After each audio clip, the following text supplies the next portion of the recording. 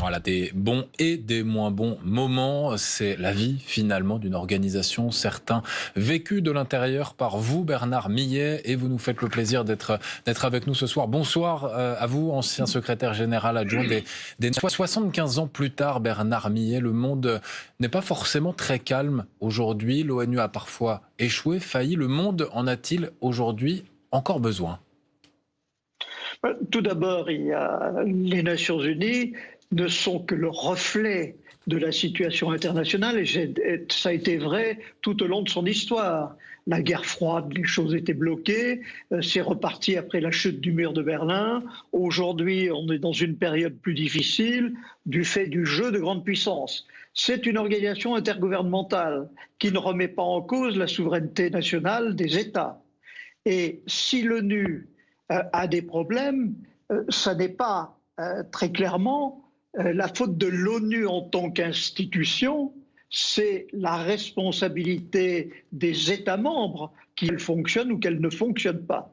Donc je veux dire que ce n'est pas l'institution en tant que telle, c'est le jeu de pouvoir ou le jeu de rôle des États, notamment des plus importants, qui font que ça fonctionne ou pas. Alors il y a eu des hauts et des bas.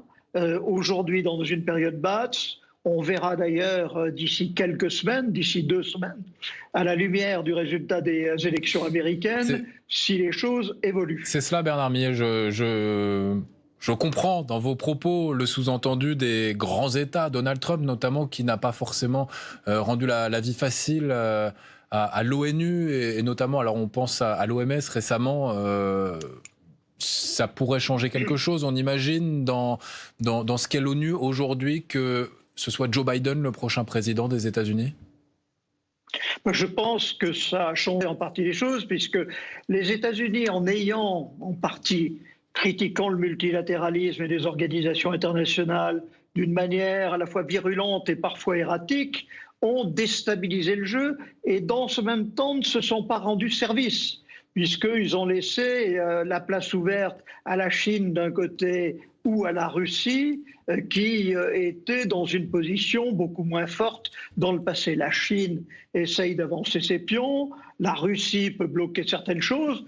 Quand c'était les Occidentaux qui bloquaient sur divers dossiers, notamment au Moyen-Orient, maintenant vous voyez bien que côté Syrie ou côté Libye, il y a des blocages qui viennent de ces pays. Alors, ces pays se présentent comme des héros du multilatéralisme, Chine et Russie. Dans le même temps, leur respect du droit international est sujet à caution. La Russie en Crimée, ou la Chine en mer méridionale de Chine, où elle n'accepte pas l'arrêt de la Cour internationale de justice et où l'intégrité territoriale des pays n'a pas été respectée en Ukraine. Alors vous dites que l'ONU est aujourd'hui ce que les États veulent en faire, mais l'ONU aujourd'hui est à l'image, on va dire, de la scène internationale d'hier, de 1945. Ne doit-elle pas évoluer? Et je pense, en vous posant la question, au Conseil de sécurité, notamment aux membres permanents de ce Conseil. Alors, vous avez tout à fait raison. Alors, depuis 1945, les Nations Unies ont évolué au fil de la décolonisation. Il y avait une cinquantaine de membres en 1940. Aujourd'hui, c'est 195. Donc, le Conseil de sécurité était composé de 9 membres. Il est passé à 12. Aujourd'hui, il est à 15. Il est vrai, malgré tout, et c'est un problème qui, hélas, est traité depuis maintenant plusieurs décennies sans trouver de solution, le Conseil de sécurité n'est plus représentatif de ce qu'est la situation géopolitique mondiale aujourd'hui. Des pays comme l'Inde, le Brésil, l'Afrique du Sud, le Nigeria auraient vocation à y participer de manière permanente. C'est des discussions qui sont en cours, c'est des discussions qui sont difficiles et qui jusqu'à présent n'ont pas abouti, non pas parce qu'il y a eu veto des grands pays, des 5 membres permanents du Conseil de sécurité, mais parce qu'il y a des dissensions internes sur chacun de ces continents pour faire le choix du ou des 2 pays qui devraient entrait au Conseil de sécurité d'une manière permanente pour représenter ces régions. Alors, aujourd'hui, l'ONU est surtout et d'abord reconnue via ses agences, 12 prix Nobel de la paix, ces agences qui sont un succès. Est-ce qu'on peut parler d'échec pour ce qui est, on va dire, de son but premier, c'est-à-dire du maintien de la paix, avec notamment les casques bleus, ou est-ce que, comme on l'a entendu dans le rappel des faits précédent, l'ONU, on ne l'a pas vu, mais elle a peut-être aussi empêché une troisième guerre mondiale? Quelle est la réalité? C'est l'affirmation d'Antonio Guterres est tout à fait juste. Je veux dire que, alors qu'il y a eu des successions de guerres mondiales, il n'y en a pas eu depuis 1945. Tous les ans, tous les pays du monde se retrouvent à New York, et notamment les plus petits d'entre eux.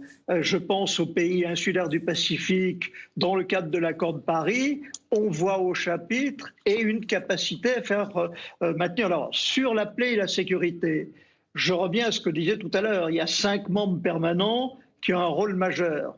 S'ils veulent que le Conseil de sécurité agisse et qu'ils sont d'accord entre eux, ça fonctionne. S'il y en a un d'entre eux qui estime que ses intérêts stratégiques essentiels sont mis en cause, il bloque la décision. Alors sur un certain nombre de sujets, il peut y avoir eu des échecs. Il peut y avoir eu, sur ma matière de maintien de la paix, parfois des difficultés, mais je dois dire, pour avoir moi-même été chargé des opérations de maintien de la paix, je veux dire que quand j'étais là, monté l'opération en Sierra Leone, au Kosovo et au Timor oriental, et bien d'autres d'ailleurs, comme le Congo ou la première opération en République centrafricaine, et que ça a été des facteurs de paix, que ça a sauvé des centaines de milliers de vies humaines, et qu'elles ont permis, sur la durée, de stabiliser la situation. Donc il y a quelques échecs qui ont été douloureux. Le Rwanda et Srebrenica en Bosnie en sont un exemple, mais il y a aussi tant d'autres situations dans lesquelles on estime que la présence des Nations Unies est utile, et ce n'est pas un hasard si aujourd'hui encore sont maintenues depuis des décennies des missions de l'ONU à Chypre ou au Liban, par exemple,